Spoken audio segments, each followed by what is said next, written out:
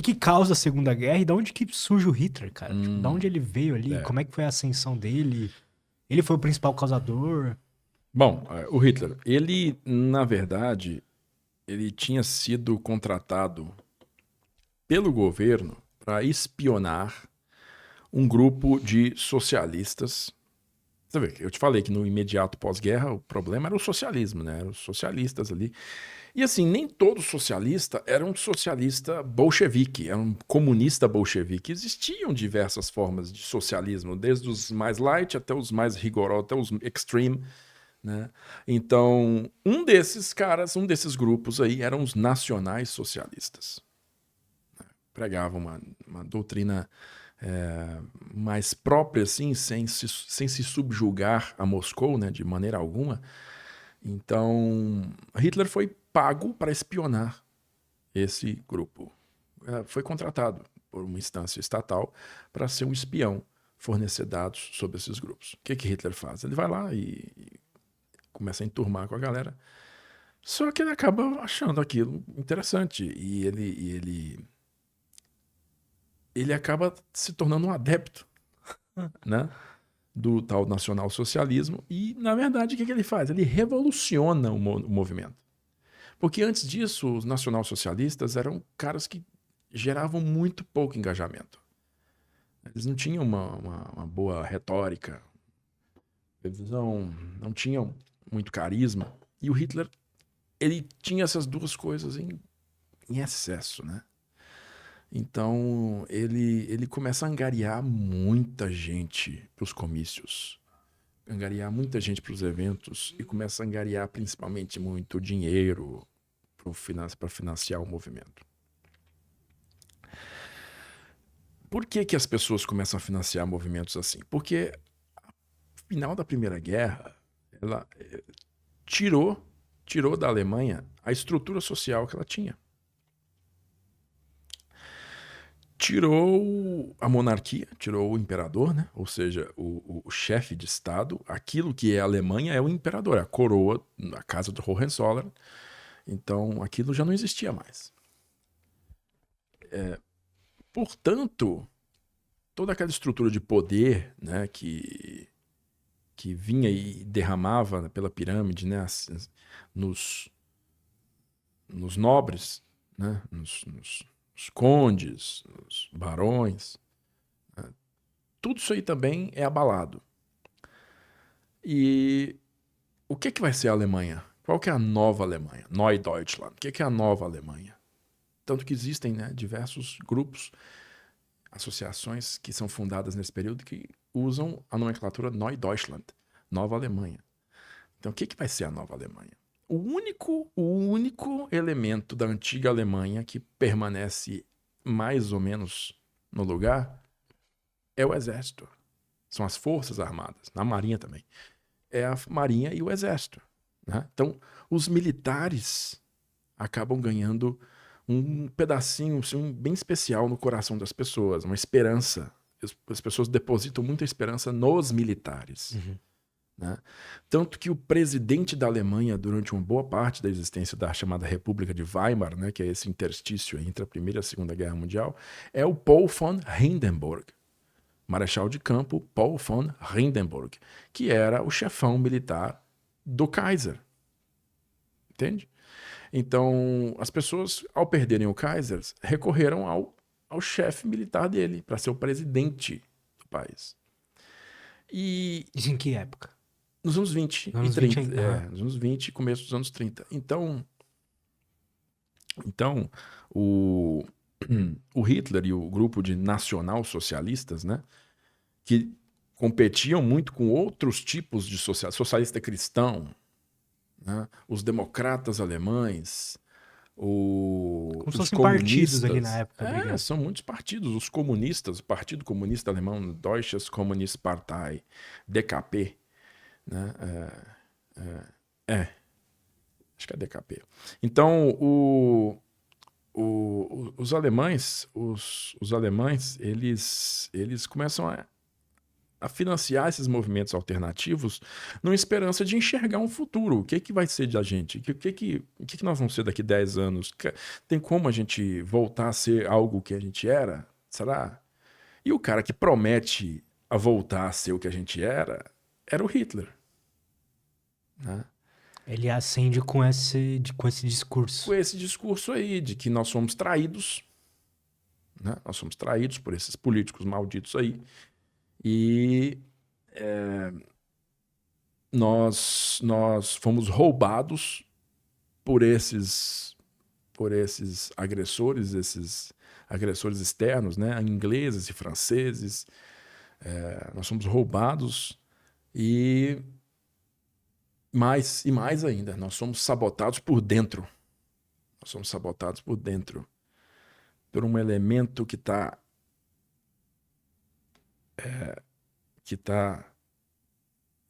permeado na nossa sociedade, que é o judeu. Aí ele começa a apontar dedos. Quem são os culpados? Esses políticos aqui. Aqueles franceses e aqueles ingleses. E os judeus.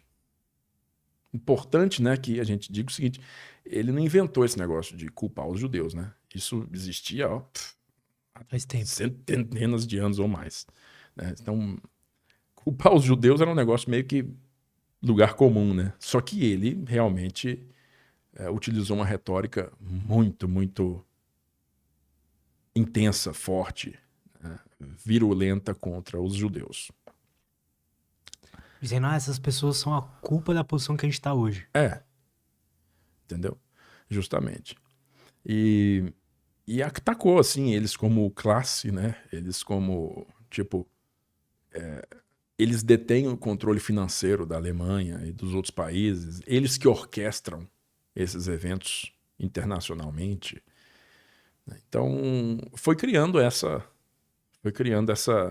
esse culto ao ódio, né, aos judeus alemães.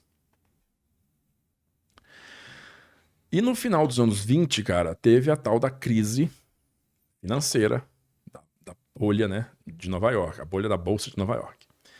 Então, quando isso estourou, né, que reverberou pelo mundo, então, na Alemanha, que já tinha uma situação financeira, econômica bastante ruim, ficou péssimo, ficou assim, insustentável.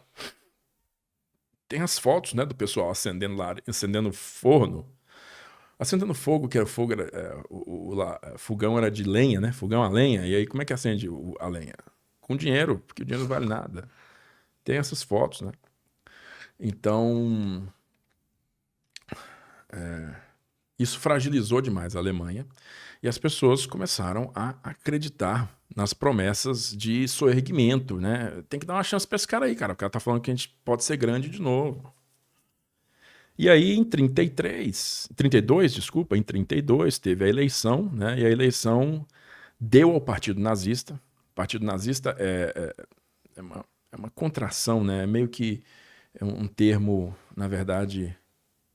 O nazista, nazi é quase um apelido, é quase como se fosse um termo, é como chamar comunista de Kommi, sabe? Sei. Então é chamar o nacional socialista de Nazi, porque é Deutsches Nationalsozialist Arbeitspartei, Partido Nacional Socialista dos Trabalhadores Alemães. Então, Nacional Socialista, entendeu?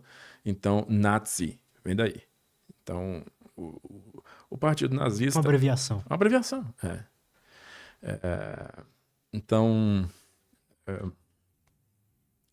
os nazistas eles conseguiram a maior bancada no parlamento alemão, porém não grande o suficiente para governar sozinhos.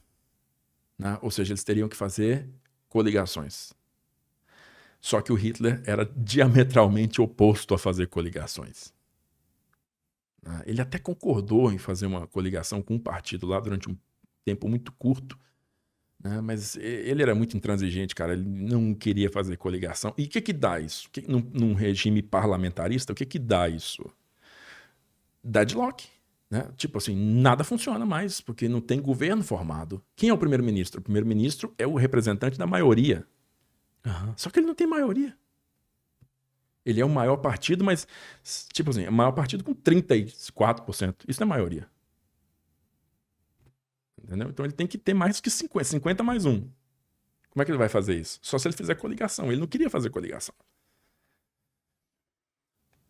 Nesse imbróglio, né, existia uma saída. Uma saída é o presidente apontar um primeiro-ministro. Entendeu? E o Hindenburg, ele, durante muito tempo, ele não concordou em apontar o Hitler como chanceler, como primeiro-ministro, chanceler. Até que em janeiro de 1933 a coisa ficou tão feia que ele teve que apontar ele como chanceler. No dia 30 de janeiro, ele apontou Hitler como chanceler da Alemanha. E aí, ó, você é o novo primeiro-ministro e você vai formar um governo agora. O Hitler, ok. Aí ele inicia imediatamente, cara, inicia os movimentos para colocar na ilegalidade os outros partidos. Ele vai assumindo esse, ele vai caçando o registro desse, ele vai fazendo isso com outro, vai perseguindo os outros, até que ele consegue jogar todos os partidos na ilegalidade e o partido nazista é o único. E aí acabou, não tem discussão. No ano seguinte, Caramba, cara. 34, o Hindenburg morre. Ele morre no cargo. Tá velhão, ele morre no cargo. O que teria que ter então? Teria que ter uma eleição para a presidência. O que o Hitler faz? Ele dá um golpe. E ele unifica os cargos de chefe de Estado e chefe de governo, que ele é chefe de governo como chanceler. Ele unifica os dois cargos, o presidente com o chanceler. Ele unifica os dois cargos e cria a posição de Führer para ele. Führer é o chefe, literalmente chefe. Ele é o chefe, Führer. Pronto. Chefe de Estado, chefe de governo, uma única pessoa. Só chefe. É o chefe, inconteste. Acabou. Agora acabou, quem manda sou eu. Aí ele estabelece o juramento das Forças Armadas pessoal a ele. Os caras começam a jurar. Eu solenemente juro fidelidade a Adolf Hitler. Não é a Alemanha. E aí acontecem, né, diversos episódios, como, por exemplo, a Noite das Longas Facas, que é uma revolta interna de um elemento mais radical do partido, que é o Ernst Röhm, o chefe da SA, que é uma milícia do Hitler, né? Uma milícia que já estava com a casa de 2 milhões de homens, essa SA. Era maior que o exército SA. Entendeu? Só que o Hitler ficou sabendo, e o Ernst Röhm queria substituir o exército pela SA. Tipo assim, o novo exército da nova Alemanha vai ser minha SA. Não esse grupo de conservadores, esse grupo de aristocratas que estão aí, né? Só que o povão tinha no exército a única... Você lembra que eu te falei que o exército era a única instituição que tinha sobrado da antiga Alemanha, que o povo olhava para o exército. Então o povo tinha confiança no exército, não na SA. Então, aí o Hitler fez o seguinte, esse doido aqui está querendo dar um golpe dentro do nosso regime, né? E se estabelecer como chefão e SA não sei o quê. Tá chamada Noite das Longas Facas, 1934. Ele prende e mata a liderança da SA, caras que eram dele, né? Com a colaboração do Hermann Göring, o chefe até então seu segundo em comando era o Hermann Göring, e o Heinrich Himmler, que então era chefe de uma divisãozinha, um anexo, um apêndice da SA chamado SS, Schutzstaffel, o destacamento de ataque, né? Destacamento de elite ali, SS. Era um penduricalho da SA, que era grandona. E o Himmler vai lá e ficha todo mundo, localiza todo mundo e manda os caras dele dar tiro na cara de todo mundo. Então, a SA, a partir desse momento, ela vira um nada. Vira um nada. Perde o poder e a influência política toda, né? Começa a declinar em números, enquanto a SS, que era pequenininha, toma o lugar da SA. Se expande mais do que a SA. e se torna o segundo exército da Alemanha, a SS. Entende? Então a importância da SS na Segunda Guerra Mundial nasce daí. Entendi. Tá? Então, aí, 1935, o Hitler começa a denunciar o Tratado de Versalhes, né? Começa a dizer que aquilo ali não tem validade mais, isso é coisa do passado, isso aí a gente precisa disso mais hoje não, pá. E aí ele testa essa resolução criando uma força aérea. Entendeu? Que ele não era proibido. Ele falou assim, temos uma força aérea. E ninguém falou nada. Não falaram nada? Não. Vamos expandir o exército. Aí ninguém falou nada, porque o pessoal tá assim, cara, mas esse negócio de 100 mil homens também, nós pegamos pesado demais, né? Pelo amor de Deus. Aham, tipo, passou mesmo. Né? Passou mesmo, isso aí, tá bom, tá. Aí ele fez, ele também tem o rio Reno, que passa no oeste da Alemanha, né? Ele corta ali a Alemanha na região oeste, o rio Reno, de cima a baixo.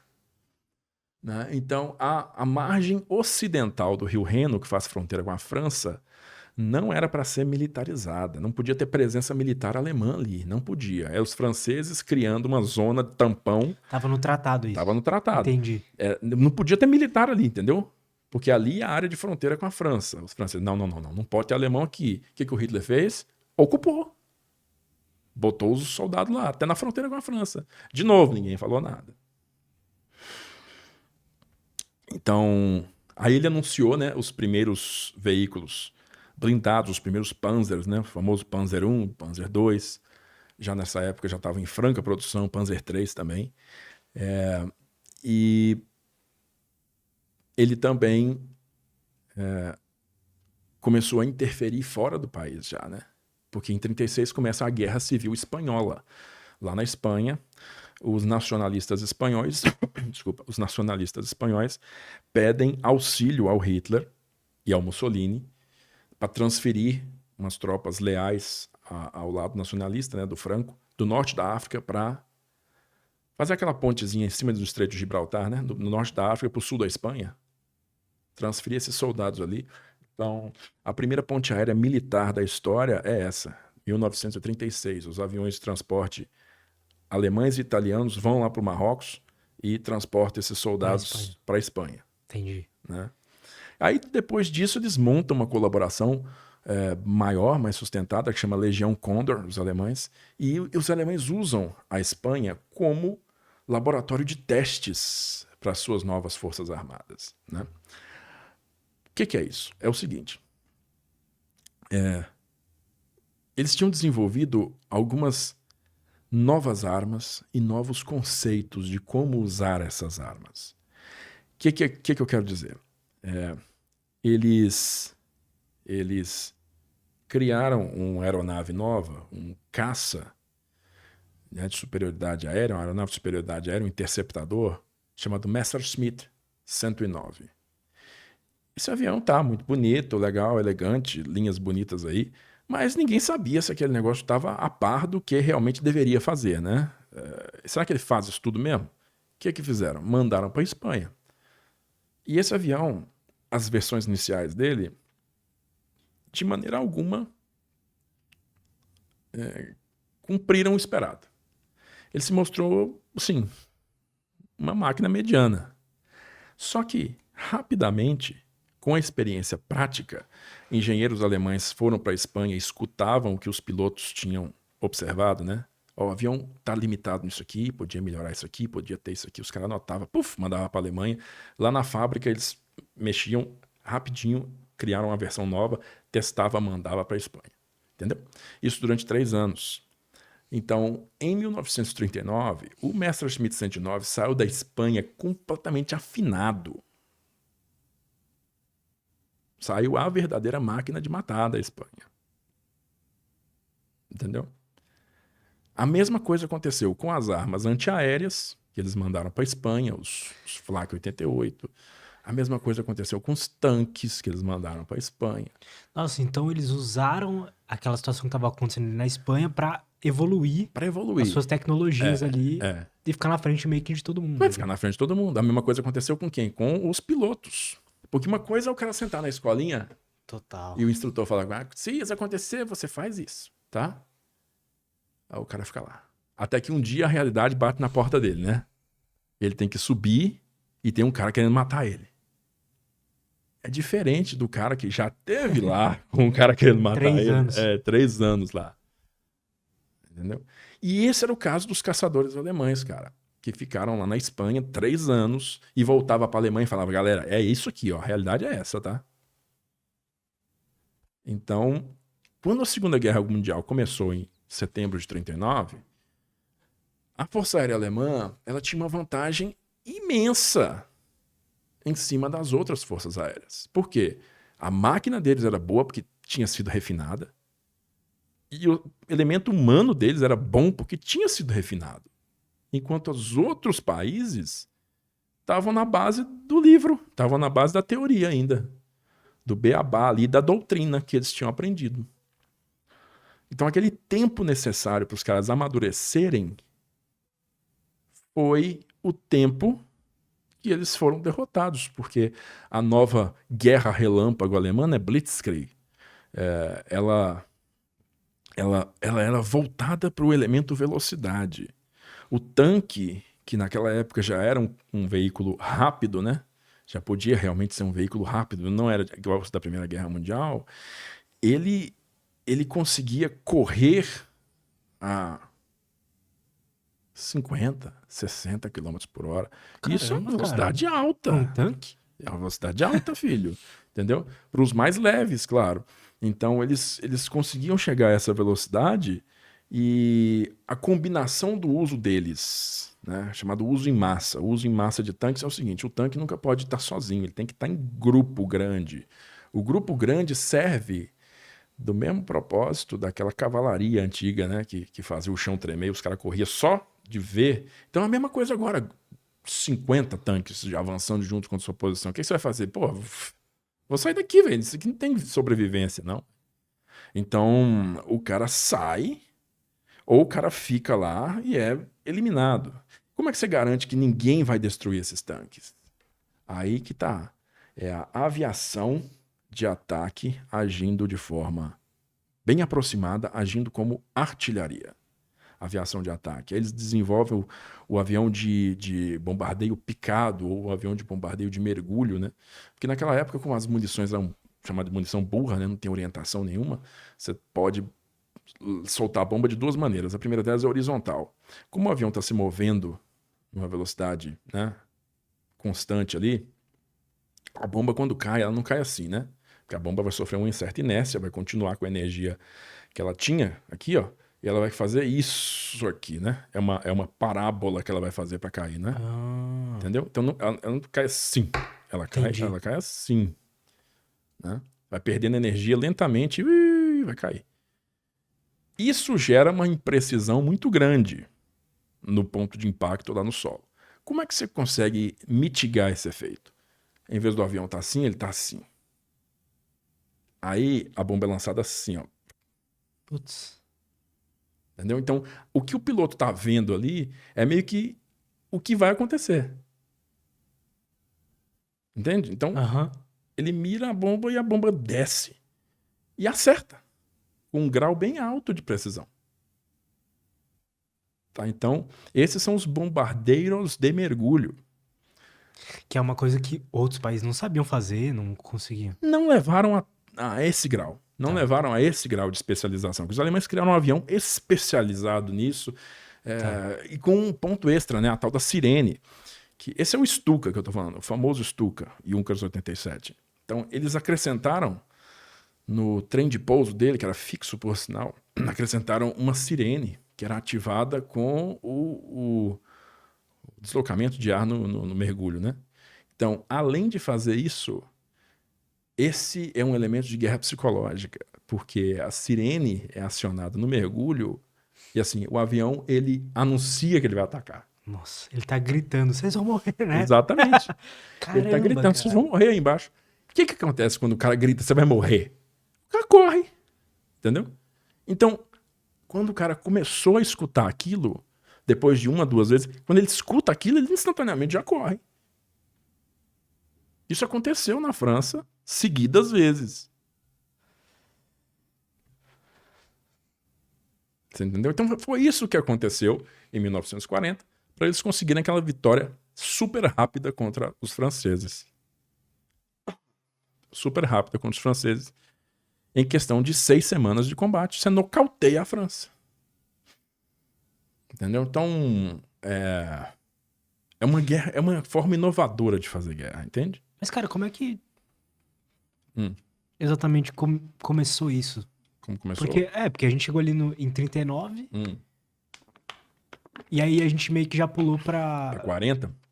Esse é 40. Porque eles estavam ali, beleza, eles pegaram as habilidades e desenvolveram os melhores os tanques, os aviões e tudo mais. O que vai acontecer, O que faz começar a Segunda Guerra? O que faz começar a Segunda Guerra é a famosa questão de Danzig, que é outro produto de Versalhes. Danzig é uma cidade na costa do Mar Báltico, costa norte da Alemanha, a única costa da Alemanha, litoral da Alemanha, no norte do país, né? Essa cidade, ela ficou entre 2 corpos de terra alemães. A Alemanha e a Prússia Oriental. É uma província alemã separada fisicamente da Alemanha. Por quê? Porque nessa região aqui, entre os 2 pedaços de terra, eles criaram um acesso polonês ao mar, que popularmente tinha o nome de Corredor Polonês. Tá? No meiozinho desse corredor polonês, lá no litoral, tinha uma cidadezinha chamada Danzig, que era uma cidade alemã tradicional, que as pessoas ficaram assim sem saber o que fazer. O que nós vamos fazer? Ela vai virar polonesa, essa cidade? Mas a cidade é alemã, ela é importante, e aí? Aí criaram um status para a cidade de cidade livre. Tipo, ela não era de ninguém, ela era cidade livre. Sabe? Então isso foi um problemaço, porque ninguém sabia realmente o que é uma cidade livre. Como é que isso funciona de verdade, né? Então isso deu margem para os 2 lados começarem uma disputa, os poloneses e os alemães.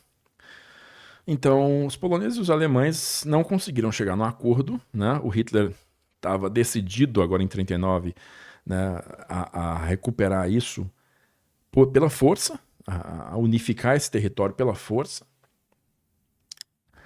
E em 1º de setembro de 1939, os alemães invadem a Polônia. Né? 48 horas depois, ingleses e franceses declaram guerra à Alemanha, iniciando a Segunda Guerra Mundial. Entendi. É isso aí. Então, a Polônia ela é derrotada também em questão de poucas semanas. No comecinho de outubro, ela já está assinando a rendição ali. Nossa. Né? Isso porque a União Soviética assina, 4 dias antes dessa ação aí, ó, alemã, o ministro de Relações Exteriores do Hitler vai a Moscou e assina com Stalin um tratado de não agressão entre Alemanha e União Soviética. Só que esse tratado tinha um protocolo secreto, um documento que eles assinaram ali, só que a imprensa não ficou sabendo, que era uma parceria para recortar a Europa Oriental entre os 2. E a metade leste da Polônia ficaria para a União Soviética. Então, no dia 17 de setembro, depois de 2 semanas de invasão alemã pelo oeste, os russos invadiram a Polônia pelo leste. E aí acabou.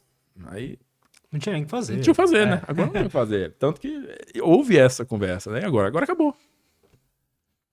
Entendeu? Então, aí os 2 se encontraram ali, né, no meio do território, selando a dissolução da Polônia. A Polônia foi dissolvida, ao contrário dos outros países que foram ocupados pelos alemães, foram ocupados pelos alemães. Os alemães não dissolveram a França, a Itália, a Grécia, não dissolveram a Holanda, a Bélgica. Eles ocuparam esses países, mas eles dissolveram a Polônia. A Polônia não existia mais. Só que muitos elementos de liderança polonesa, militares poloneses, conseguiram fugir da Polônia nessa época aí e continuaram a luta no exterior. Né? Aí diversos voluntários, imigrantes poloneses que estavam na América, em outros países, se juntaram a essas forças e constituíram as Forças Polonesas Livres, né? O governo polonês no exílio, e continuaram a luta contra os alemães durante toda a guerra. Tá. Né? Em 40, como eu te falei, os alemães vencem os franceses em questão de 6 semanas, expulsam os franceses e os ingleses do continente, tomam, digamos assim, a dominância do continente para eles, e os alemães têm, nesse momento, né, verão de 1940, julho de 1940, somente a Inglaterra pela frente como inimiga. Então essa situação do 1940 é o negócio do dia D lá? Não, Não, esse é ainda 44. Não. Eita. Esse é o segundo, é o comeback, né? Esse aí é o grande retorno. Né? Então eles são expulsos em 1940 e os alemães, né? Eles tentam forçar os ingleses a uma rendição em seguida, que é a famosa Batalha da Inglaterra. Aí, essa Batalha da Inglaterra, por conta da geografia, né? A Inglaterra é uma ilha, existe um ponto mais próximo do continente europeu ali, que é o Canal da Mancha, né? São apenas 30 e poucos quilômetros entre o ponto mais próximo, né? Inglês e o francês. Então, nessa situação aí, os alemães, eles se veem diante das limitações de sua própria força aérea. Né? Quais são as limitações? O Messerschmitt 109 é uma excelente máquina de combate. Só que ela tem um problema sério.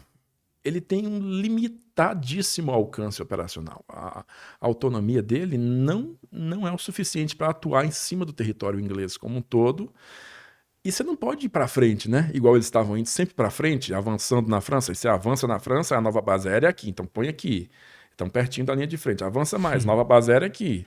Então não dava para fazer isso porque tinha um pedaço de mar ali, né? Então, ou você conquista um pedaço de terra no sul da Inglaterra para avançar a base para lá, ou você está condenado a para sempre sair do mesmo lugar aqui e ficar cada vez mais longe atacando. Então isso matava o PF-109, a autonomia dele limitava, né, o tempo de combate que ele tinha lá. Ele ficava 20 minutos ali e voltava. Não podia. Né? O que significa que os aviões de bombardeio têm que voar sozinhos, sem escolta. E são aviões lentos, são aviões que não são manobráveis. E a Força Aérea Inglesa, que tem um interceptador maravilhoso também, que é o Spitfire, né, o famoso Spitfire, Supermarine Spitfire, e o Hawker Hurricane, a Força Aérea Inglesa ela tira proveito disso, porque ela está vendo de onde esses aviões estão vindo. Todos os dias eles sabem a direção, a altura, a velocidade, eles sabem tudo. Por quê? Porque eles têm uma invenção novíssima do lado deles, uma revolução do lado deles, que é o radar. Entende? O radar tinha sido desenvolvido no final dos anos 30 na Inglaterra. Então era um negócio que na época era bastante rudimentar, mas os ingleses tinham investido muito na rede de radares deles. E eles conseguiam, através da rede de radares, literalmente ver né, dezenas, centenas de quilômetros, de onde estão vindo as formações alemãs, quantos aviões, dependendo do tamanho da mancha, né, você estima assim, ó, aqui estão 50, aqui tem 100, aqui tem 200. A direção, a altura e a velocidade. Caramba. Então, porra, você consegue direcionar perfeitamente para o ponto certíssimo o seu efetivo de caça. Né? E os alemães atacaram com uma intensidade tão grande, né, a princípio, que eles diminuíram muito a efetividade da Força Aérea Inglesa, né, mataram muitos pilotos, feriram muitos pilotos, colocaram fora de ação outros tantos pilotos. Então, houve uma crise de pilotos na Inglaterra, mas depois de um certo tempo, pilotos que estavam sendo formados em outros lugares do mundo, tipo no Canadá, na Austrália, na África do Sul, né, começaram a ir para a Inglaterra e reforçar as linhas deles. Isso sem falar dos próprios poloneses, né? Que tinham fugido da Polônia e tinham conseguido chegar à Inglaterra e agora estavam sendo treinados para poder lutar contra os alemães de novo. E os poloneses eram, nessa altura do campeonato, os pilotos mais experientes que os aliados tinham, né? Que eram os caras que tinham lutado na Polônia. Então, eles só atrasaram a entrada deles em combate porque eles tinham que aprender a falar inglês. Né? Porque a comunicação por rádio não ia ser em polonês. Né? Como é que o centro de comando da caça inglesa vai falar com os pilotos no ar em polonês. Não vai, né? Os caras têm que aprender a falar inglês. Enquanto eles não tivessem uma proficiência mínima em inglês, eles não poderiam ser liberados para combate. Quando eles alcançaram isso aí, foi... Não, tá beleza, então pode voar. E aí, a partir desse ponto aí, eles começaram a fazer um trabalho de extrema relevância, né? Então, o que deu a Batalha da Inglaterra? Foi uma batalha de atrito mesmo. 41, 40, isso. 40. Foi uma batalha de atrito mesmo, que, no fim das contas, os alemães começaram a perceber que daquilo ali não sairia vitória em definitivo que desse para eles o domínio aéreo do sul da Inglaterra, porque o domínio aéreo do sul da Inglaterra é necessário para que você consiga atravessar o canal com seus navios, né, e desembarcar do outro lado. Você precisa ter esse domínio aéreo, porque você tem que afastar os navios ingleses daquela área, para eles não afundarem os seus navios, e você também tem que afastar os aviões ingleses que podem afundar os seus navios.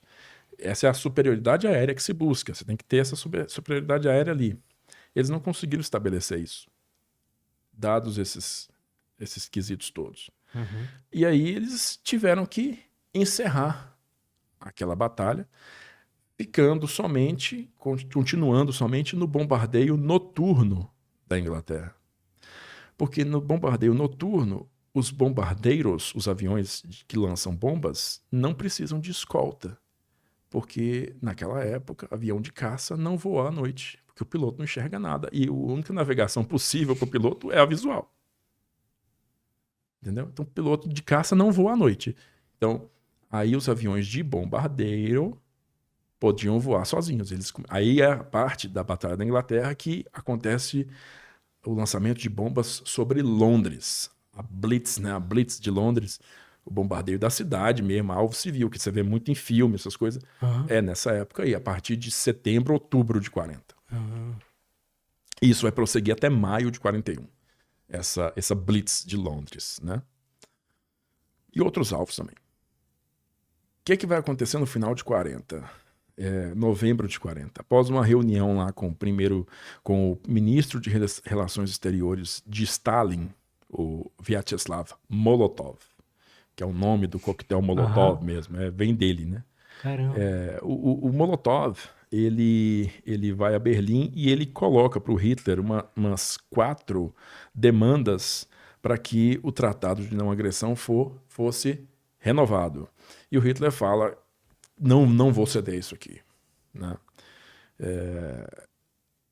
Antes de a gente prosseguir e eu dizer assim, que aquilo ali foi o que fez o Hitler iniciar a preparação para invadir a União Soviética, é bom deixar claro que ele sempre deixou claro que ele queria invadir a União Soviética.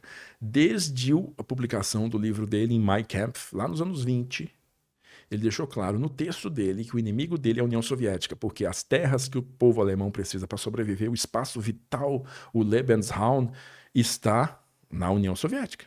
Caramba. Entendeu? É aquela parte europeia da União Soviética, até o Rio Volga. Ele fala, isso aqui é nosso, ó. É aqui que nós precisamos para poder vender, para poder viver nossa fazendona. As crianças vão correr aqui, ó. Tá claro. Ninguém tinha dúvidas sobre Tinha isso no livro dele. Tá no livro dele. Que foi publicado lá nos anos 20. Nos 20. Caramba, cara. Entendeu? Então... Que loucura. Então, ele começa a preparação naquele momento por conta do que o Molotov falou. Não quer dizer que ele não ia, em algum momento, fazer aquilo. Ia.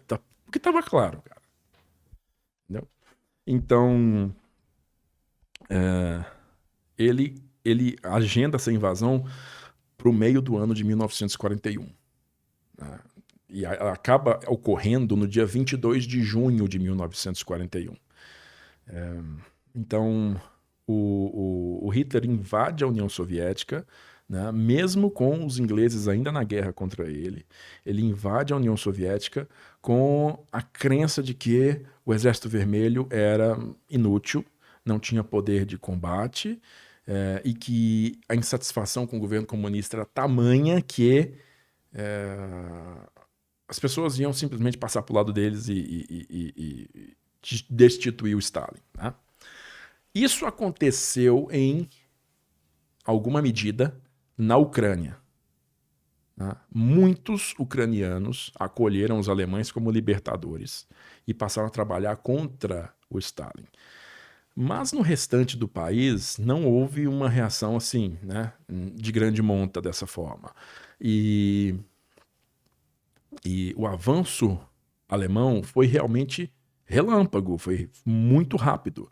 A imprensa acompanhava muito de perto, então, cara, as notícias nos jornais todo dia davam conta que os caras já tinham avançado mais dezenas de quilômetros, né? Num dia mais 30 quilômetros, no outro dia mais 20 quilômetros, no outro dia 40 quilômetros. Aí as pessoas iam... Você imagina como é que era um esquema tipo um programa de TV, né? Na época. O cara ficar olhando o mapa e onde que os caras vão chegar amanhã? Onde que eles vão estar amanhã? Quando é que eles vão chegar a Moscou? Entendeu? E todo mundo acompanhava isso. Então, eles tiveram, né, uma surpresa em final do mês de julho, começo do mês de agosto. Os alemães tiveram uma surpresa assim que jogou um balde d'água nos planejamentos deles, né? Que eles acharam que realmente ia conseguir destruir o Exército Vermelho na fronteira e depois simplesmente correr até Moscou e conquistar, né?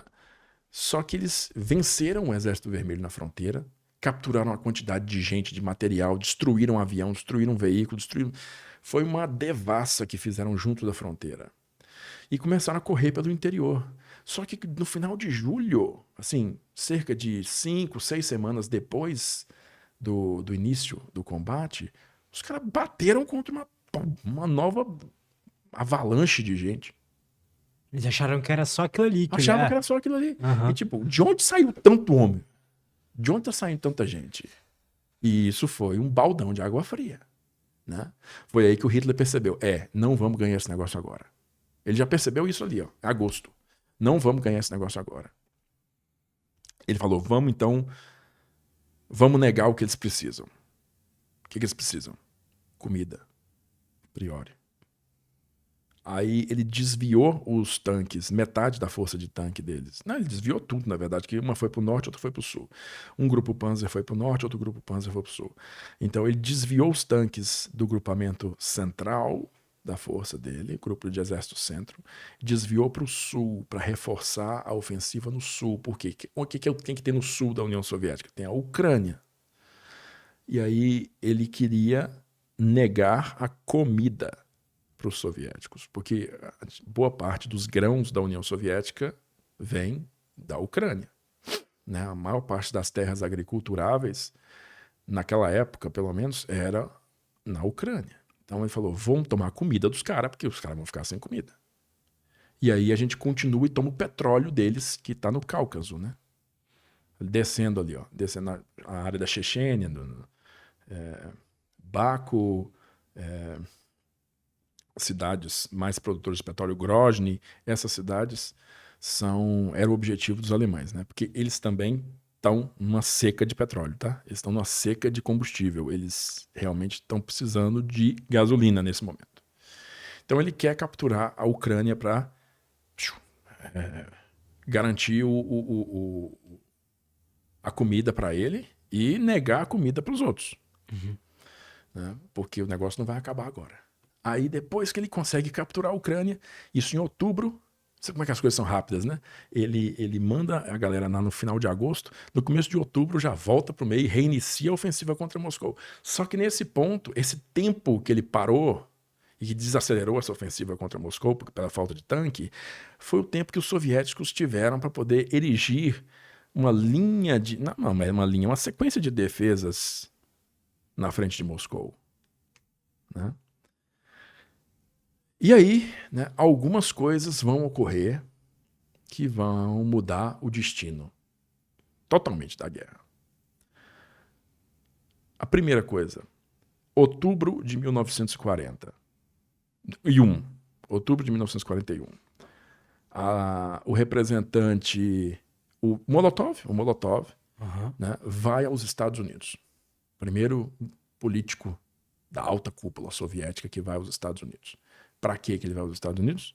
Para assinar o acordo de cooperação com os Estados Unidos o famoso Lend-Lease, programa Lend-Lease, programa de empréstimo e arrendamento de material bélico. Então, a União Soviética se torna o 4º país do mundo a receber material bélico dos Estados Unidos. A indústria americana, de novo, vendendo material para essa galera, né? Então, aí é que vai começar, ainda em 41, claro, lentamente, depois isso vai catapultar para cima a entrega de material de guerra para eles, né? Material de guerra inclui aeronaves, tanques, fuzis, né?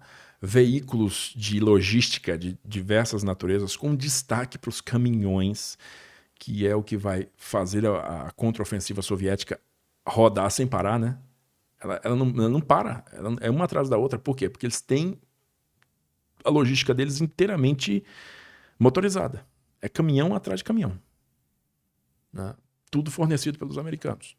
E mais, eles vão ter petróleo, combustível sendo fornecido para eles. Eles vão ter seus próprios uniformes sendo fabricados nos Estados Unidos. E comida. Comida. Então, o esforço que o Hitler está fazendo lá de capturar a Ucrânia e depois de tentar capturar o Cáucaso não é mais vital assim. Não é mais tão vital assim para eles. Eles podem sim ser segurados no combate com comida e com petróleo que vem de fora. Nossa, então nessa época aí, Estados Unidos e União Soviética viraram aliados. Viraram aliados, sim. Aí vai ocorrer outra coisa nessa mesma época aí, acho que outubro de 41. Um alemão em Tóquio, que era espião russo, soviético, comunista alemão. Um comunista alemão vivendo em Tóquio. Que era um espião soviético. Que era um espião soviético. Beleza. Situou, né? Uhum. O nome do cara era Richard Zorge, tá? Esse cara tem lá um brother dele, um amigo dele, que é um assessor de um alto político japonês, né? E esse cara fala com ele que numa das reuniões da alta cúpula lá do governo japonês, né, foi decidido o seguinte: os japoneses estavam também ali, já estavam em combate no Pacífico, né, na Ásia contra a China, já tinham tomado algumas ações expansionistas contra a Indochina francesa, né? E estavam assim, em vias de decidir o que fazer. O que é que nós vamos fazer agora? Né? O que é que nós vamos fazer agora? Daqui a pouco nós vamos falar disso, mas assim, os japoneses decidiram o seguinte: porque os japoneses, sendo aliados dos alemães, eles poderiam invadir a União Soviética pelo Pacífico, né, pelo outro lado, e dividir os esforços soviéticos e ajudar os alemães, não é isso? Por que não fizeram isso? Esse cara conta para o Zorge, para o comunista alemão que é espião e mora em Tóquio, ele falou para esse cara, ele falou para o Zorge que os japoneses tinham se decidido a não invadir a União Soviética pelo leste, por Vladivostok, pela Sibéria, não invadir, até que Moscou caísse. Se Moscou cair, aí nós invadimos. Para garantir. Para garantir. Se Moscou cair, nós invadimos. O Zorg passa essa notícia para os caras lá em Moscou. Cai na mão do Stalin. O que o Stalin faz com essa notícia? A chave então é a gente segurar a cidade, né? Aí o Stalin puxa todo o contingente militar que ele vinha mantendo lá na Ásia, lá na fronteira com os japoneses lá, por garantia, né? Puxa esses caras pro Ocidente, para frente de Moscou, cerca de 40 divisões, né? 40 divisões, mandar uns 600 mil homens. Sabe? Porque se ele não tinha mais a chance dele ser invadido por ali, deixa eu trazer todo mundo para cá, que é onde realmente importa. Sim. Aí são esses 600 mil, aproximadamente, que vão realizar a contraofensiva soviética na frente de Moscou. Porque os alemães chegam, cara, no dia 7 de dezembro de 41, aproximadamente, comecinho de dezembro, vamos dizer 5, 6, 7 de dezembro, eles vão chegar às cercanias de Moscou. Né? Algumas patrulhas alemãs ao norte de Moscou, os caras vão conseguir com um binóculo, eles vão conseguir enxergar as torrezinhas do Kremlin, sabe? Caramba. Só que esse é o máximo que os alemães chegam perto de Moscou. E mais, eles não chegam lá todo mundo faca no dente para poder combater, não. Eles chegam lá raspando o fundo da lata. Tá? Então, assim, você tem que deixar claro que os alemães já tinham sido derrotados quando eles estavam ainda chegando a Moscou. Porque a logística deles é terrível. E o terreno soviético é inclemente. Não tem estrada. Né? Os alemães dependem imensamente de cavalo ainda, de carroça, hipomóvel, né? E o tempo da União Soviética também, cara, é uma tragédia atrás da outra. Por que os caras invadem no verão? Porque é a hora do ano que dá para fazer alguma coisa, porque o chão tá firme, né? Tá seco o suficiente para poder ir para frente. Mesmo assim, uma poeira tão densa que muitas vezes os caras não enxergam nada, o tamanho do bloqueio de poeira que tem na frente. Quando chega o outono, chega uma estação de chuva muito forte, transforma tudo aquilo ali num lamaçal. Aí não tem ninguém que passa ali, né? Então, você vê muitas imagens e filmagens da época de, cara, carro tentando sair do lamaçal, caminhão rodando roda em falso, entendeu? Cavalo atolado até o peito, assim, ó, em lama. Não vai pra frente. Então, a logística deles é horrível. Eles começam a ter falta de tudo, inclusive de agasalhos para o inverno. Eles não fizeram planejamento lá em Berlim, não fizeram planejamento para os caras combater durante o inverno. Então chegou o inverno rigorosíssimo, e o soldado alemão estava com roupa de verão. Nossa. Entendeu? Então, ali, naquela hora, foi justamente em 7 de setembro, se não me engano, que os soviéticos lançaram a contraofensiva com esses 600 mil caras que tinha trazido lá do Japão. Esses 600 mil caras atacam a frente alemã na frente de Moscou, sabe? A linha de frente alemã na frente de Moscou. Eles estavam a uns 30 quilômetros da cidade, na frentezinha de Moscou, assim, sabe? Calma, isso em dezembro ou setembro? Em dezembro. Dezembro. Comecinho de dezembro. Né? O que vai acontecer? Essa frente de Moscou vai começar a desabar e vai começar a recuar, né? Frente a esse contra-ataque aqui, a alto custo. A alto custo, porque os alemães eles vão resistindo também e vão dizimando esses caras aqui aos poucos também, né? Mas no fim das contas, em janeiro de 42, os alemães estão afastados até 300 quilômetros de Moscou. Em um mesinho ali, fez muita diferença. Esses caras aqui que atacaram foram todo mundo pro Beleléu também, né? Mas conseguiram fazer isso. Então, a situação se estabilizou no começo de 1942 dessa maneira. Gastamos a nossa reserva, mas conseguimos proteger a cidade. E aí entra a máquina de recrutamento e treinamento soviética em ação, né? Recrutando todo homem, todo menino, todo não criança, tá? Mas eu digo todo jovem, todo menino de 18 anos de idade, rapaz de 18 anos de idade para cima, todo mundo, até homem, até de 50 e tantos anos, todo mundo vai entrar na linha de frente. Aí, no ano seguinte, né, começo de 42, a situação também já mudou completamente. Esse próprio dia 7 de dezembro muda muita coisa, porque é nesse dia 7 de dezembro que os japoneses atacam os americanos lá no Havaí, lá em Pearl Harbor, tá? 7 de dezembro. Você lembra que eu te falei aí que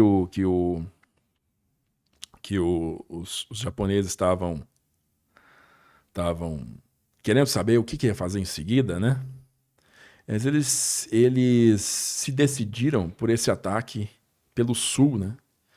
Para conquistar as riquezas minerais e naturais do Sudeste Asiático. O Japão é um país que tem um solo extremamente pobre. O solo japonês não tem nada. é montanhoso, então é difícil até para fazer agricultura. Por isso que a culinária deles é baseada em arroz. Né? Então, o Japão ele se transformou numa potência industrial na primeira metade do século XX. E ele precisava, como toda potência industrial da época, né, precisava de insumos, né, insumos básicos para poder se manter, que era o quê? Ferro, petróleo, borracha. Você precisa dessas coisas aí para poder fazer aço, para poder fazer pneu, para poder fazer, enfim, veículos automotores que são a base da indústria, né? Então, de onde que os japoneses tiravam isso até o momento? Os japoneses tiravam boa parte disso dos Estados Unidos. Compravam deles, comprava petróleo deles, comprava scrap metal, né, que é ferro velho, comprava ferro velho. E lá nas siderúrgicas japonesas transformava esse ferro velho em aço. Né? E também a própria borracha, né, que eles compravam dos ingleses e também dos americanos, que tinha uma colônia na Ásia chamada Filipinas. Lembrou? Uhum. Eles pegaram lá atrás. Lá atrás, 1898. Nossa. Então as Filipinas eram uma grande produtora de borracha. Tá? E os americanos vendiam isso para os japoneses, né? Os japoneses faziam pneu para caminhão, para carro, dessa forma. Aí, cara, em 1939 e 40, o governo americano começa a apertar o cerco contra os japoneses por conta da guerra que os japoneses estão conduzindo lá na China. Né, que é uma guerra criminosa em diversos níveis, porque o nível de crueldade que se vê é inimaginável para padrões ocidentais. Né? Então, os americanos eles começam a impor sanções aos japoneses. E algumas das sanções que eles tomam é o seguinte: eu vou cortar as exportações de metal para você e de petróleo para você e vou congelar seus ativos aqui nos Estados Unidos também. Nossa. E eu só vou devolver isso para você se você sair da China. Aí os japoneses falando sair da China é uma humilhação completa para a gente. E sem petróleo, a nossa marinha de guerra não navega. Quanto de petróleo nós temos aqui em reserva? É o suficiente para mais uns 18 meses. Ok, então nós temos que agir agora. Onde que nós vamos achar petróleo? Bom, tem um poção de petróleo bem barato que está ali, ó, lá nas Índias Orientais Holandesas, né? Lá embaixo, onde hoje é a Indonésia. Lá embaixo. Porque a Holanda já tinha caído lá na Europa, estava só o governo da Holanda no exílio que estava combatendo os alemães, né? Então, tem esse negócio holandês aqui que tá de graça pra gente. É só chegar e pegar. Petróleo, à vontade. E a borracha? Vai sair de onde? Tem a Malásia, inglesa, que também tá baratinho, porque os esforços militares ingleses estão centrados lá na Europa contra os alemães. Né? Minério de ferro, nós vamos arrumar onde? Minério de ferro tá arrumando lá na China mesmo. Por isso que eles precisam da China, né? Tem muita fonte de minério de ferro lá. Só que tem um problema. No meio do caminho tinha uma pedra no meio do caminho. A geografia é a mãe e ela impera e ela não tem pena de ninguém. As Filipinas estão no meio do caminho. Que era dos Estados Unidos. As Filipinas estão no meio do caminho, e é literalmente no meio do caminho, entre o Japão, a Malásia e a Indonésia. Tá? Então, qualquer linha de suprimento japonesa que passar por ali está sob alvo dos aviões e dos navios americanos nas Filipinas. O que significa que esse plano deles só dá certo se eles dominarem as Filipinas. O que significa que Só que dominar as Filipinas significa o quê? Significa guerra contra os Estados Unidos. Então, nosso plano só funciona com guerra contra os Estados Unidos. Para a gente ter sucesso em dominar esses territórios tudo, o que a gente pode fazer? Nós podemos anular, inicialmente, a força naval americana. Que está onde? Está em Pearl Harbor, no Havaí. Então, antes de fazer qualquer coisa, nós precisamos eliminar a esquadra americana. Entendeu? Porque se eles forem pegar as Filipinas, não tem ninguém para avião resgate. Eles têm que eliminar a esquadra primeiro, lá no Havaí. Aí que é montado aquele esforço todo, os 6 porta-aviões, né?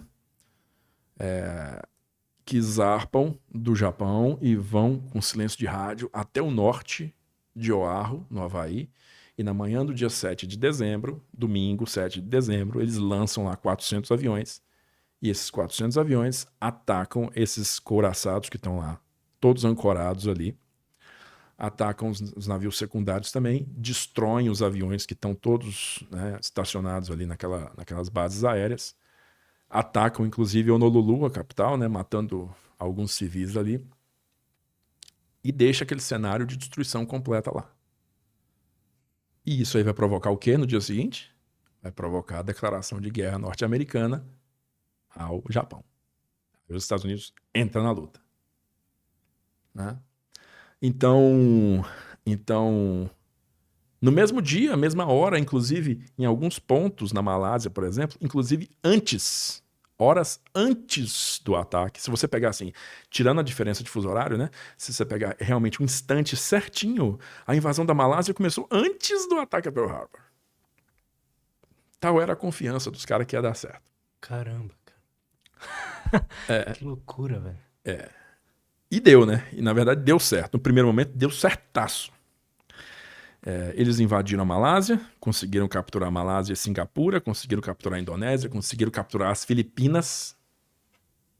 Né? Enfim, o Japão construiu ali o império que eles precisavam para se tornar ad eternum a potência industrial e militar do Pacífico. Sabe? Só que aí vem o contra-ataque norte-americano. Né? Com os Estados Unidos em guerra, né?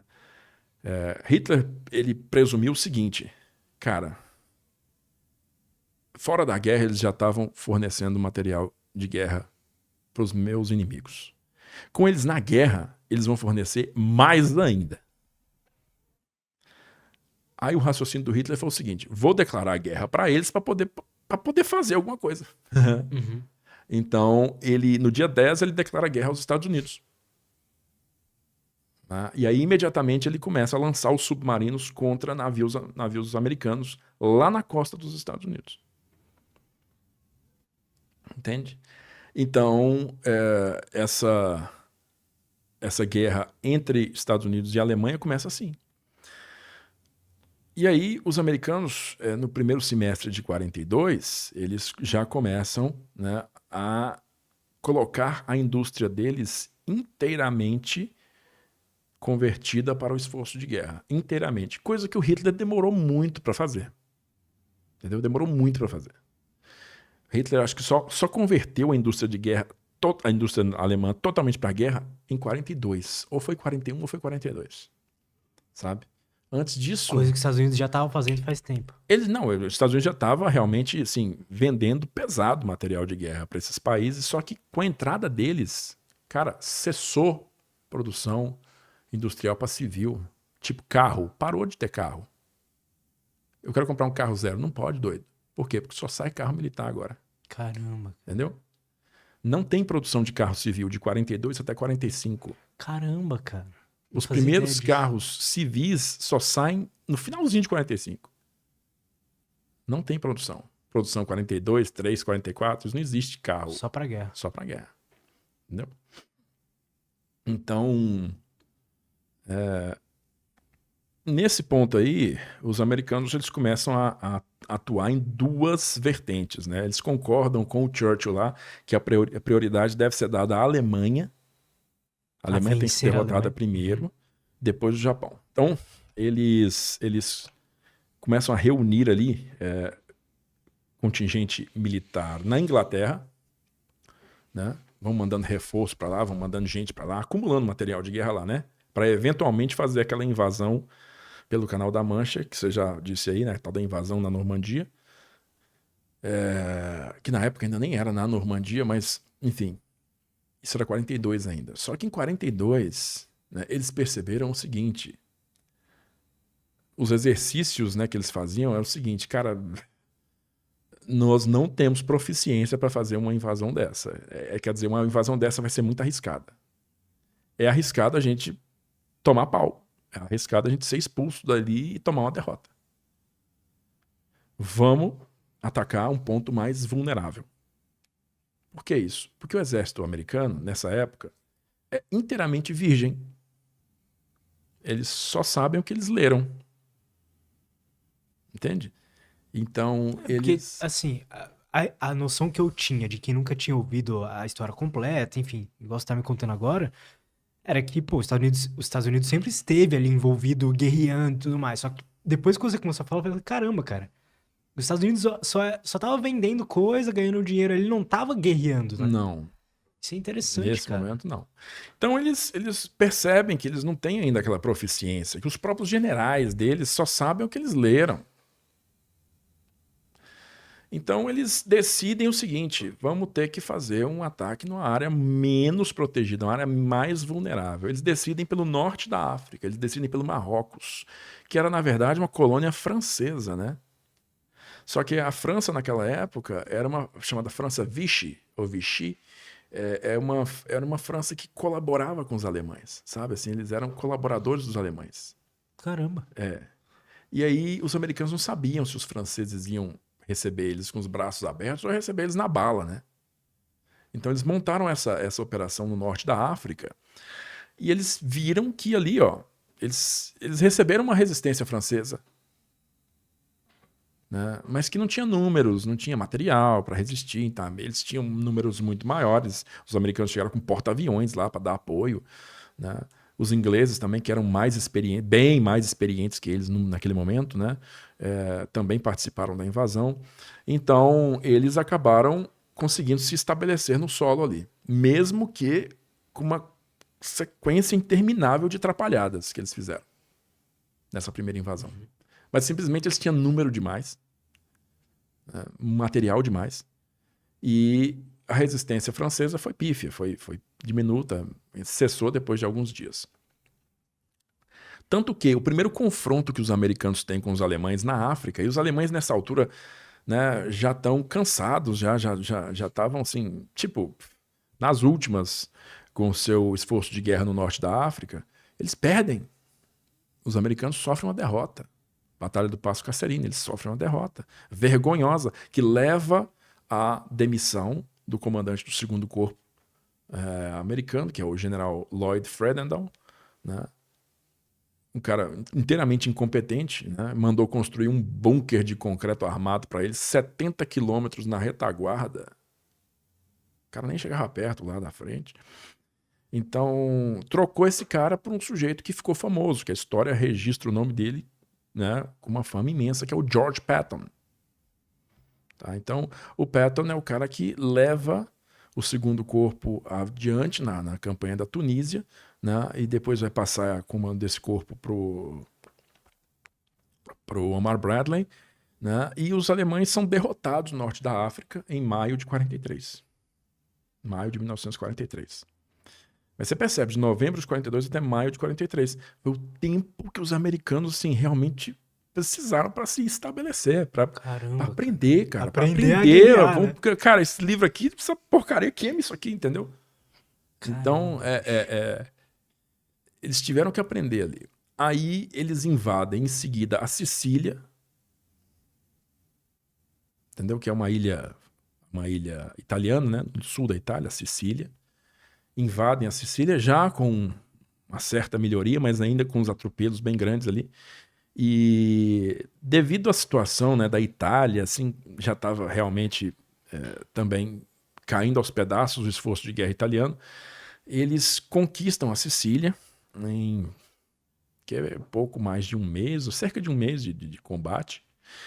E aí, no mês de setembro, eles invadem a própria Itália, lá na pontinha da bota, né? Eles invadem a própria Itália, na cidade de Salerno, ali, região de Salerno. E aí, cara, os caras vão subindo a Itália, né? E os Estados Unidos e a Inglaterra, eles vão subindo a Itália. Só que o terreno da Itália é um terreno de montanha, é um terreno que favorece a defesa. Então os alemães conseguiram ter um sucesso defensivo considerável contra os aliados, né? Montando linhas de defesa, aí eles, quando ficava impossível de manter, eles saíam daquela e iam para a próxima, entendeu? Aí resistiu o máximo possível, aí decidiu que não dá mais, passa para a próxima. É sempre assim, entendeu? Tinham várias camadas até. Tinham várias camadas, exatamente. Então, quer dizer, aquela luta na Itália ali não parecia que ia ser decisiva num ponto mais, né, no médio prazo, não ia ser decisiva, não. Enquanto isso, eles estão juntando material lá na Inglaterra para invasão através do Canal da Mancha, através do ponto mais próximo entre a Inglaterra e a França, não é isso?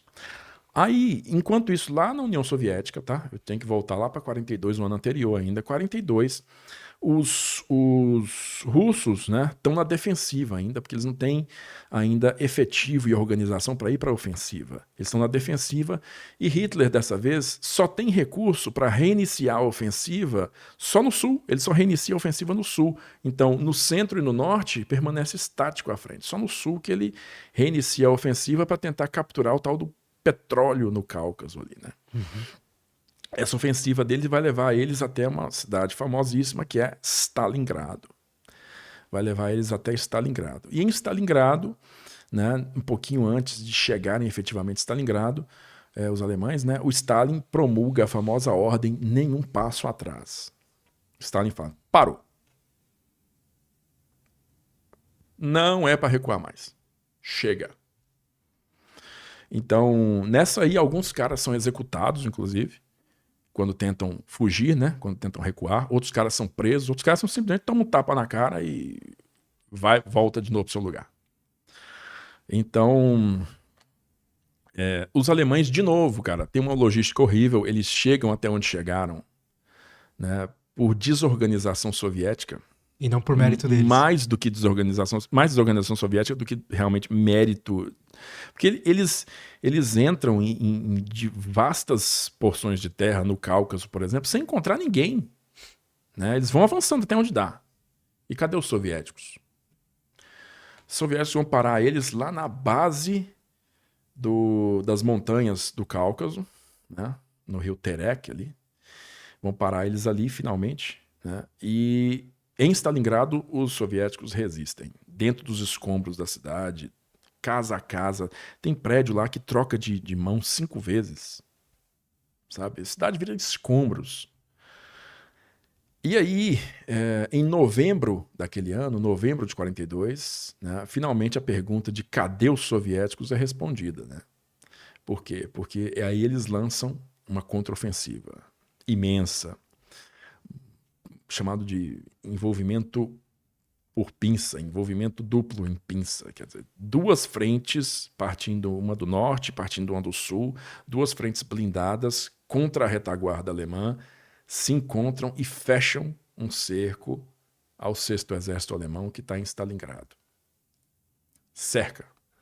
O que era na época... Porque tinha uma galera já defendendo Stalingrado, eles foram chegando ali meio que por trás e fecharam os caras. Entendi. Fecharam eles e separaram eles da retaguarda deles aqui, ó, de todo o contingente, entendeu? Esses caras que estavam aqui. E o 6º Exército, na época, era a melhor formação armada do mundo, era a mais experiente, entendeu?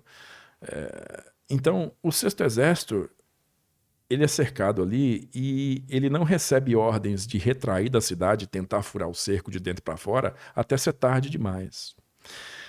A Força Aérea Alemã não consegue suprir o bolsão, né, pelo ar. Não consegue, porque eles não têm superioridade aérea. Então, muitos dos cargueiros que vêm por cima são abatidos. E o inverno de 1942 também é terrível. Então, no comecinho de 43, né, finalzinho de janeiro de 43, os caras se rendem lá. Né? A batalha termina no dia 2 de fevereiro, a rendição do último ponto de resistência alemão em Stalingrado.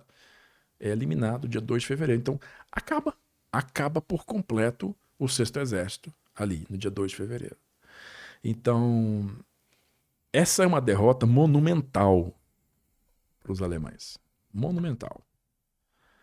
eles abandonam o Cáucaso, eles recuam do Cáucaso, eles perdem uma porção de terra imensa que eles tinham conquistado e eles só estabilizam a linha de frente a duras penas, sabe?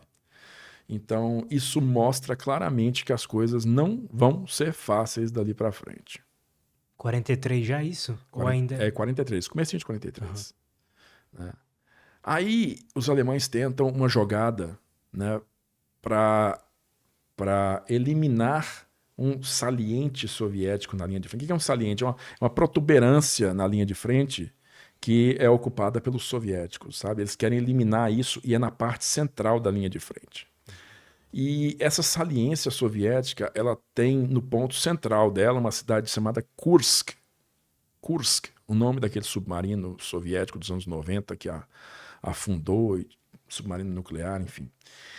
Kursk se torna, então, o núcleo desse novo ponto de atenção alemão, né? Aí, o que vai acontecer em Kursk?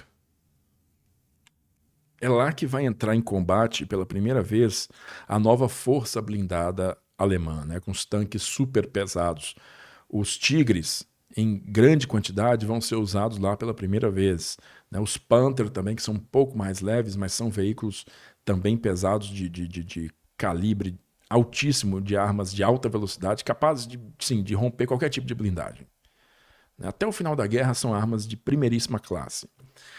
Então elas entram em combate pela primeira vez nessa época aí. E o que vai acontecer?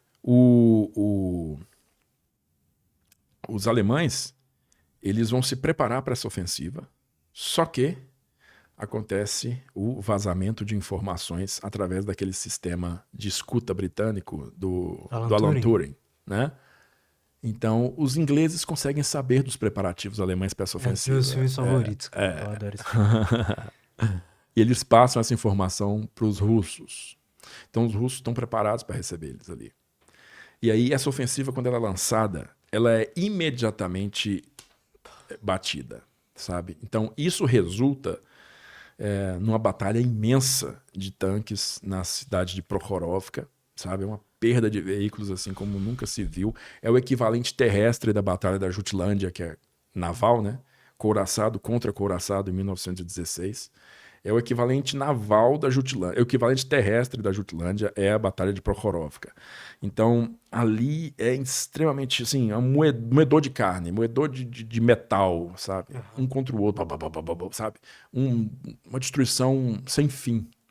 Só que, no final das contas, os soviéticos têm mais material que os alemães.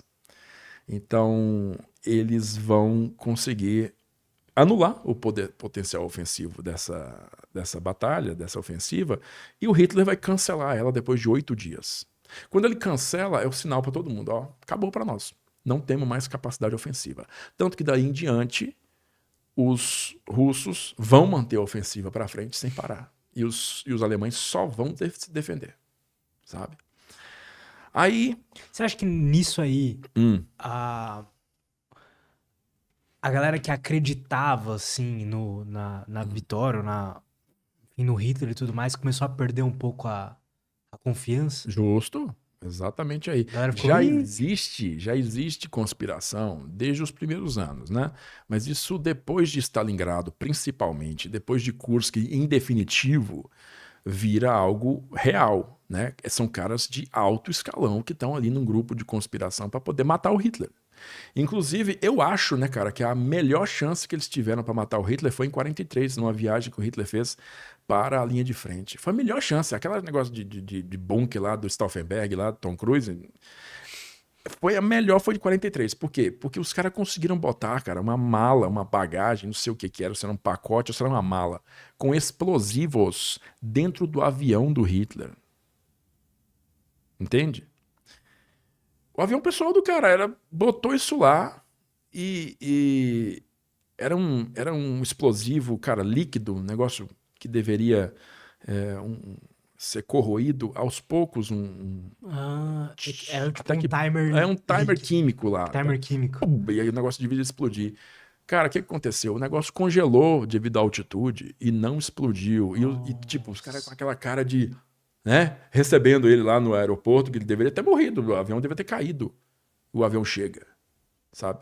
Mas foi a melhor, porque essa realmente chegou perto. Essa realmente poderia ter matado o cara. Nossa. Né? E matado o cara com baixo custo, né? Porque, porra, matou no avião ali. Ninguém nunca vai saber. Não vai saber, entendeu? Agora a outra, né? A outra precisava de uma pessoa pra chegar lá. Foi o próprio Stauffenberg. Quem foi que pôs a mala? Foi o Stauffenberg. Aí, tipo, se os caras pegassem ali a teia e fosse... Né? Então, o ocorrido é o seguinte, o Hitler permanece vivo, né, depois dessa, e vai chegar a 44 vivo ainda. E na metade de 1944, meados de 1944, vai ocorrer finalmente a tal da invasão pelo Canal da Mancha, que é o dia D, que está fazendo 80 anos mês que vem. Que você vai lá. Que eu vou lá levar o pessoal. A galera que quiser participar, como é que faz? Agora não dá mais. Talvez ano que vem a gente faça de novo. Legal. Mas aí só quando a gente abrir as inscrições novamente, né? Dessa vez a gente está levando 37 pessoas para poder conhecer a área toda lá. Cara, mas assim, em que momento ele tá rolando aquelas coisas de bomba atômica e tudo mais? Ah, muito bem. Tá. A bomba atômica... Chegamos em 44 aqui 44. Agora. Nesse ponto, a bomba atômica está em pleno desenvolvimento nos Estados Unidos. Tá, beleza. Tá em pleno desenvolvimento. Quem começa o desenvolvimento da bomba atômica, a teoria toda, os caras que começam a riscar a primeira folha de papel, são os ingleses. Tá? Só que os ingleses, eles chegam em 1940 e eles percebem o seguinte, cara, nós não temos dinheiro para fazer isso. Primeiro, nós não temos nem material para fazer isso, infraestrutura, nós não temos dinheiro para fazer isso. Temos que entregar isso para os americanos. Talvez eles tenham dinheiro. Aí entregam isso para lá. Os americanos recebem aquilo e falam assim, cara, que loucura é essa, velho? Isso é coisa de doido. Será que esse negócio... Essa é coisa de louco. Até porque, na época, né, eles achavam que precisaria de uma quantidade imensa de urânio, cara. Toneladas de urânio para fazer uma fissão acontecer. E que toneladas de urânio você só leva de navio. Então isso é uma arma que, no fim das contas, ela é impraticável. Como assim? Precisa de um navio, cara? E se os caras afundam o navio? Bombardeia o navio, destrói o navio antes de chegar no alvo. Eu gastei bilhões e bilhões e o navio afunda. Então, eles não levaram o negócio para frente com seriedade, entende? Até que houve uma redação de um memorando lá por 2 cientistas judeus alemães que foram expulsos da Alemanha pelos nazistas, que conseguiram provar na teoria ali que a arma atômica ela precisava só de 1,5 kg de material fissionado. Cara, era tipo uma redação, um trabalho ali teórico.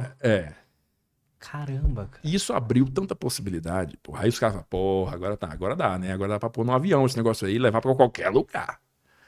Né? Só que, cara, isso vai sendo, aos poucos, sendo valorizado nos Estados Unidos. O que realmente valoriza isso? A entrada dos Estados Unidos na guerra. Aí quando eles entram na guerra, eles falam assim, toma a grana, faz. Aí é quando o exército assume a pesquisa, que antes estava com outros órgãos civis lá, o exército assume a pesquisa, e aí contrata o Oppenheimer, né, o general Groves contrata o Oppenheimer, e o Oppenheimer vira o diretor do projeto. Como que chamava mesmo assim? O projeto Manhattan? Isso, Manhattan.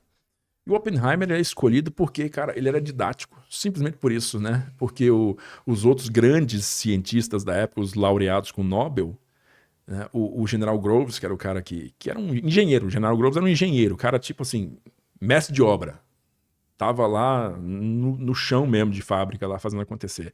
Ele tinha ojeriza desses físicos. Ele achava os caras uns pomposos, sabe assim, tipo... que falava meio viajado. Vocês ficam falando viajado aí pra mim, vocês falam comigo como se eu fosse um idiota, né? Olha pra mim como se fosse um retardado. E o Oppenheimer foi o primeiro que conseguiu explicar pra ele, entendeu? Olha aí. O Oppenheimer falou, não, é o seguinte, presta atenção, é assim, ó. Tá. Aí o cara, Foi por isso que o Groves insistiu no Oppenheimer, mesmo com o Oppenheimer tendo lá o passado comunista dele, né, a associação com os comunistas, e o Groves falando, eu preciso desse cara, porra, esse cara. Por que você precisa desse cara? Tem tanto cara bom, hein? Não, eu preciso desse cara. Porque esse cara sabe explicar, entendeu? E esse foi o maior tiro no escuro do século XX, né? Foi a coisa mais espetacular feita, assim, baseado na teoria, basicamente só teoria. Coisas que a gente nem consegue ver, né? Átomos. Então, Caraca, velho. Essa é outra história foda, né, velho? outra história foda. Fodaça. Nós vamos fazer ano que vem, te falei, a viagem Cara, eu tô lá me para os Estados coçando pra ir, Unidos. Venha pra gente rever isso aí tudo lá no local onde aconteceu. Do laboratório ao local de teste e voar no avião que fez o primeiro bombardeio. Que é o B... 29. B-29. Não Enola Gay, que está em museu. Esse não pode voar mais, mas tem outro lá que voa, que nós vamos voar nele. Muito bem. A bomba atômica, ela começa a ser desenvolvida no laboratório de Los Alamos, que é construído só para isso, né? Em comecinho de 43. E aí, cara, em 44, nessa época que a gente está falando aqui, é quando o projeto toma um sacode muito grande. Porque a tese toda, todo o projeto teórico que eles estavam se baseando para construir a bomba, com plutônio, né? Todo o projeto base foi estabelecido como ineficaz, como Não vai funcionar. não funciona. Não funciona porque um cientista italiano judeu expulso da Itália pelo Mussolini, né, o Emílio Segre, descobriu que a fissão do urânio, a fissão do plutônio iria gerar uma pré-detonação, uma detonação antecipada antes que os pedaços de urânio se unissem de certa maneira, né, unissem da forma correta, e isso ia fissionar uma parcelinha ridícula do urânio, do plutônio, tô falando do urânio, o do plutônio, ia gerar uma pré-detonação com uma, digamos assim, com um potencial de explosão ridículo, pequeno, ia destruir a matéria fissionável inteira para nada, né? E esse era o tal do sistema balístico, né? Que era tipo jogar uma metade de uma esfera contra a outra dentro da arma, em alta velocidade. Pro urânio isso funciona. Pro urânio funciona fazer isso. Mas pro plutônio, que era não. o que eles estavam fazendo na época. Eles estavam fazendo os dois em paralelo. Mas eles já sabiam que o plutônio era muito mais eficaz que o urânio. Que o plutônio eles conseguiam produzir o plutônio numa quantidade muito maior e muito mais rápido do que o urânio. Entende? Só que o plutônio é o que não funcionaria bem. Não funcionaria desse jeito. Tá. Ele geraria a tal da pré-detonação. Beleza. Aí os caras... Aí um cientista lá, né? Pô, esqueci o nome do cara agora. Mas enfim, esse cara estava trabalhando num sistema chamado implosão. Implosão. Aí é aquela bomba redonda, né? Que você vê no cartaz do filme. Implosão. Que é, você tem um núcleo do material ali e você tem diversos explosivos ao redor, e esses explosivos têm que ser explodidos exatamente no mesmo tempo, na mesma janelinha de segundo de tempo, para forçar aquela massa ali no meio contra ela mesma e ela fissionar inteira. Numa fraçãozinha. E isso aí gera a explosão para fora. O problema é, tecnicamente, isso aí é um desafio monstro, né? Aí foi um polonês imigrante, né? Não, ele era ucraniano. Imigrante nos Estados Unidos chamado George Kistiakowski, que aparece no filme também. Ele é o cara que desenvolve o conceito de lente explosiva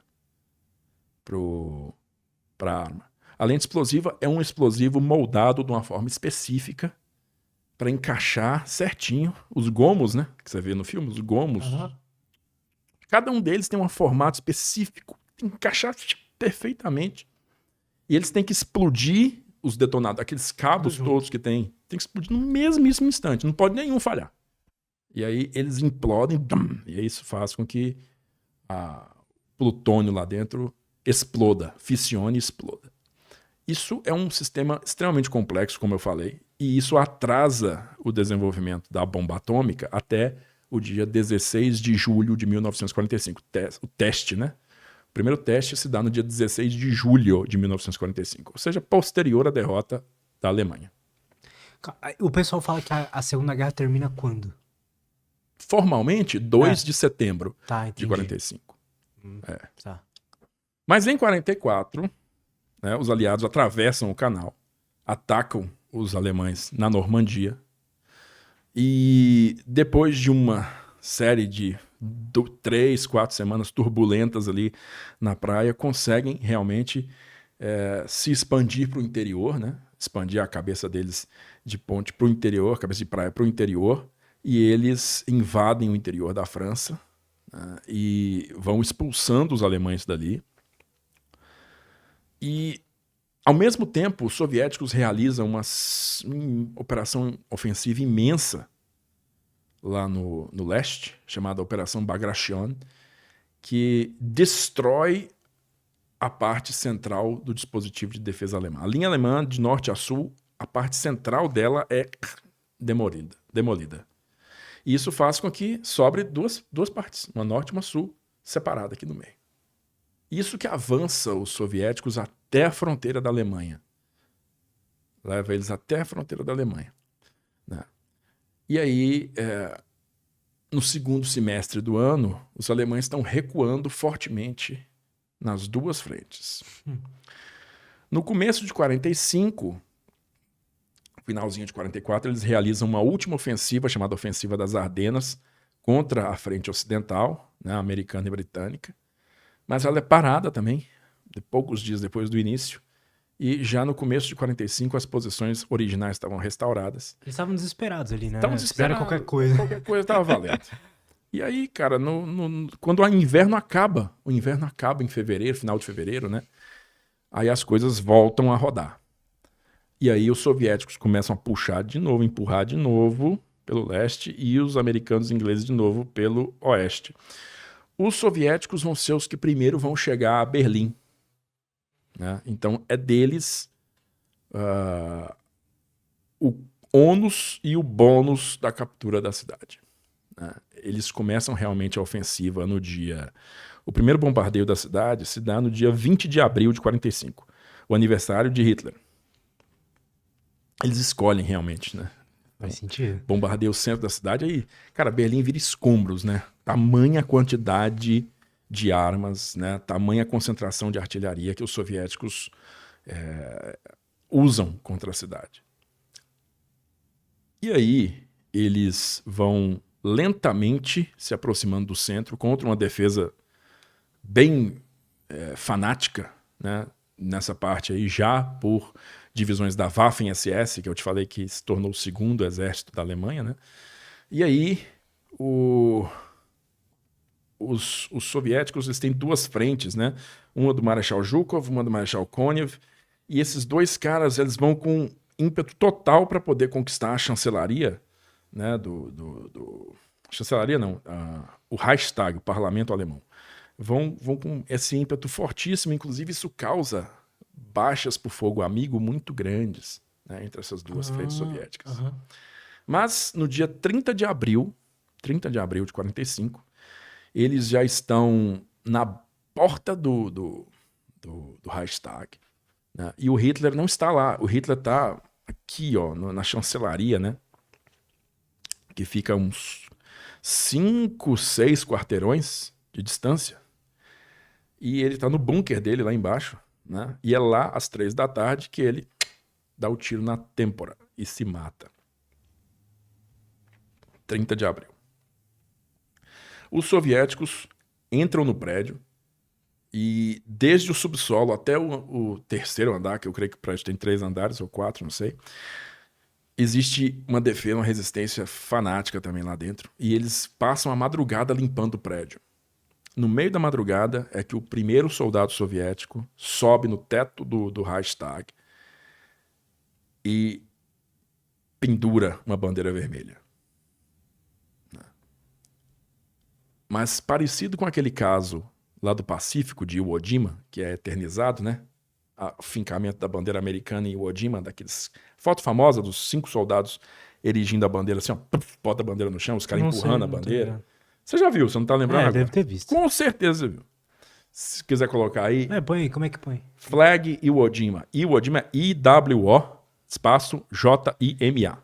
Iwo Jima. Iwo Jima. Jima, é. Flag Iwo Jima. Iwo Jima,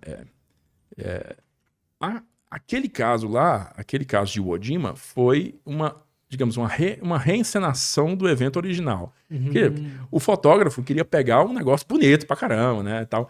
E a primeira bandeira foi uma bandeirinha. Bandeirinha. Eles botaram umas horas antes da bandeirinha.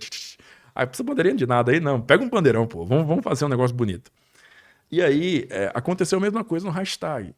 A primeira Iwo Jima flag, F-L-A-G, flag, Iwo, I-W-O, I-W-O, J-I-M-A.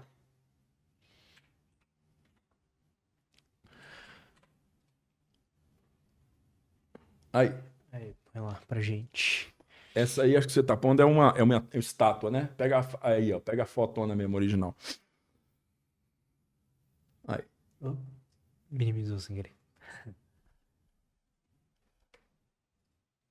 Dá um zoomzinho aí. Tá. Essa foto aí. Ah, tá. Beleza. Não me lembrava, velho, sendo sincero. Não se lembrava? Essa Não, foto cara. é muito famosa. Tem uma estátua lá hoje, em Washington. Onde que é Iwo Jima? Isso É uma ilha ao sul do Japão. Ah, tá, legal. Né? Então isso foi em fevereiro de 45. Em abril, então, teve o caso do hashtag, que o soldado, do meio da madrugada, foi lá e botou a bandeira lá. Só que, de novo, ninguém tava lá para ver de madrugada. Não tinha fotógrafo, não podia fotografar à noite. E também a bandeira era pequena. Aí fizeram de novo de dia, chamaram as câmeras e tal, botaram outro cara lá, outro soldado, né? Aí com um bandeirão dessa vez. Põe um bandeirão aí, pá, aí o cara tira foto e faz a filmagem. Pô, tem que registrar, né? Então, o soldado que fez isso pela primeira vez, o que fez pela primeira vez mesmo, foi o Mikhail Minin. Ele ganhou a condecoração de herói da União Soviética, que é a mais alta da União Soviética. O cara da foto, não. O cara da foto estava lá só para fotografar. O cara que aparece na foto famosa, da bandeira vermelha no hashtag, é virtualmente desconhecido. O outro cara que fez de verdade. Então, isso assim, os próprios soviéticos admitem, né, que o cara que fez isso não é aquele, fez antes. Então, a guerra ela vai terminar uma semana depois, porque o Hitler morre, né? Ele deixa como sucessor dele o almirante Karl Dönitz, que era o comandante da Marinha Alemã. E o Karl Dönitz está num distritinho no norte da Alemanha, né? E nesse distritinho, ele conduz a guerra por mais uma semana até que ele assina a rendição no dia 8 de maio. Nossa. E aí a Segunda Guerra na Europa acaba. No Pacífico, ela vai acabar depois de, assim, 2 anos de avanço pelo oceano em diversas ilhazinhas, né, caminhando pro Japão em si. Em fevereiro de 45 ocorre esse combate aí, que você viu, de Iwo Jima, uma ilhazinha pequenininha.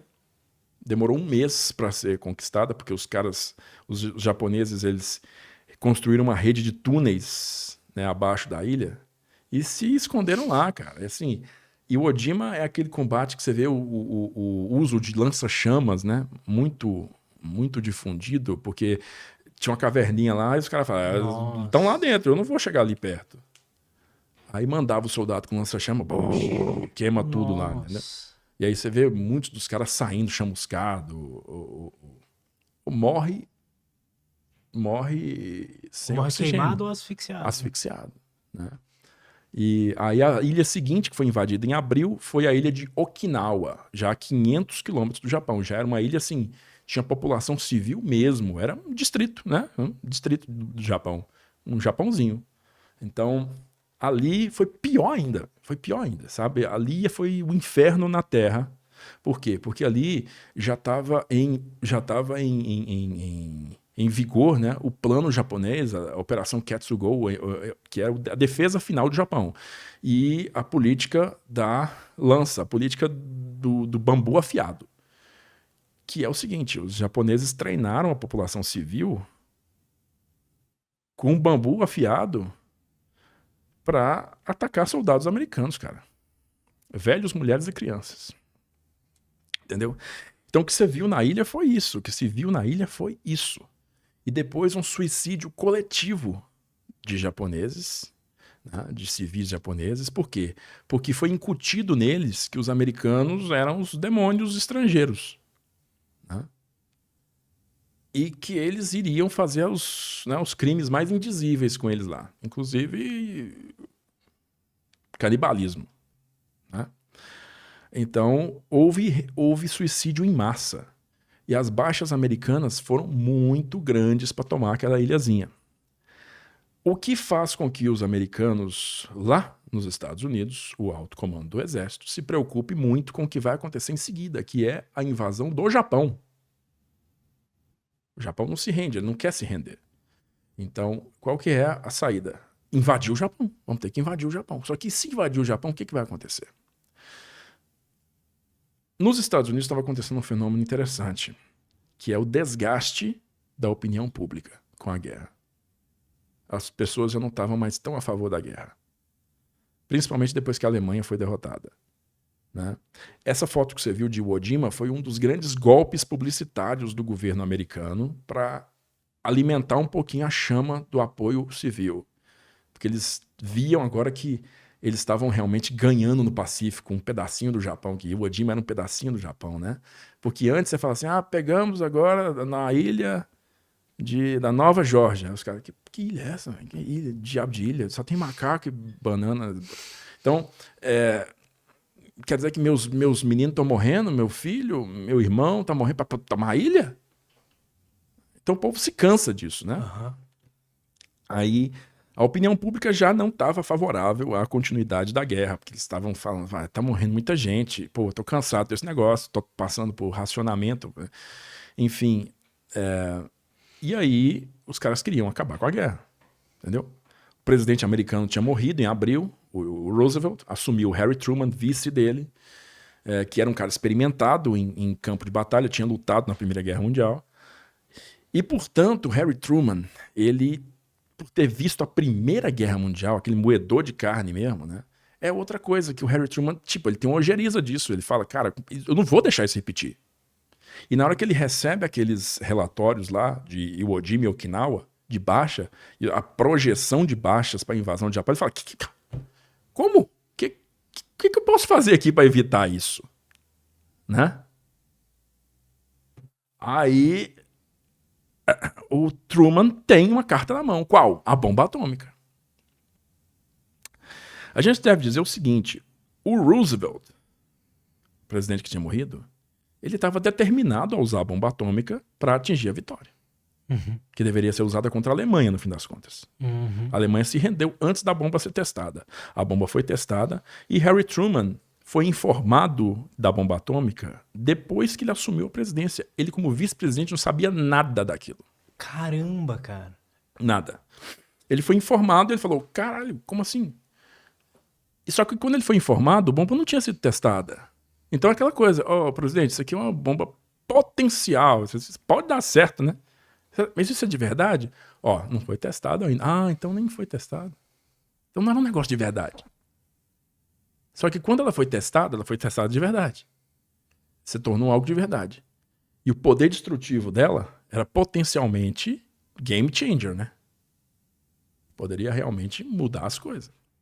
Aí, cara, o Truman falou, é pra usar. É pra usar, ué. Se isso aí atingir a vitória poupando vidas americanas, larga lá. Tava tudo pronto já. Escolheram os alvos. Os alvos foram escolhidos por importância, né, militar para o esforço de guerra e também por estarem relativamente intactos ainda, esses alvos. Né, sofreram poucos ataques. Hiroshima, primeira delas. Então, Hiroshima foi bombardeada no dia 6 de agosto. A missão, assim, considerada perfeita. Da forma como ela foi planejada, ela foi executada. Certinho, atingiu o centro do alvo, causou uma destruição fenomenal, né?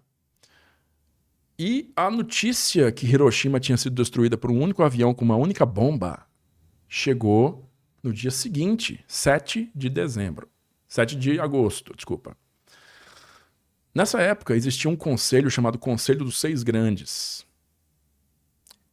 que era o ministro de Relações Exteriores, o ministro da guerra, que é o comandante do exército, ministro da marinha, seus vices. E quem era o sexto cara, mano? Acho que era o... Não sei se era o representante, era o cara do selo real lá. Eu esqueci quem era o sexto, mas são 6 caras.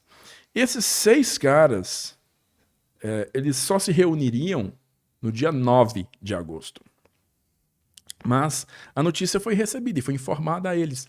O que o vice da Marinha, o almirante Toyoda, disse ao ser informado da bomba atômica em Hiroshima? Ele só tem uma. Porque os japoneses sabiam que uma bomba atômica seria possível. Eles não acreditavam que poderia ser construída, mas em teoria era possível. Eles tentaram construir a deles, mas não foram longe. Então ele falou, cara, isso aqui é resultado de um esforço tão monstruoso, eles tiveram que usar todo o material fissionável do mundo para poder construir isso. Eles não têm mais do que uma, então nada muda para nós. Então vamos continuar rejeitando a demanda deles de rendição. Nossa. Dia 9 de agosto, no dia da reunião deles, da próxima reunião deles, durante a reunião, Nagasaki é bombardeada. Na noite anterior, os soviéticos declararam guerra ao Japão e invadiram a Manchúria. Eles já estavam observando ali que existia uma movimentação soviética suspeita ali, né? Mas hora menos hora ia acontecer. Mas na mesma hora, invasão soviética, segunda bomba atômica. Aí o raciocínio dos caras foi o seguinte: não temos mais nosso fiador, que é a União Soviética, e agora é uma cidade a cada 3 dias.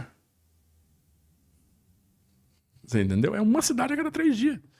E aí, por conta disso, eles finalmente decidem, e é um negócio assim, uma decisão muito quebrada ainda, sabe? É uma política atrás da outra. Era o primeiro-ministro que eu ia colocar aqui. Primeiro-ministro, ministro das Relações Exteriores, o chefe e o vice-chefe da Marinha e do Exército. 6. Aí, os caras conseguem que finalmente o...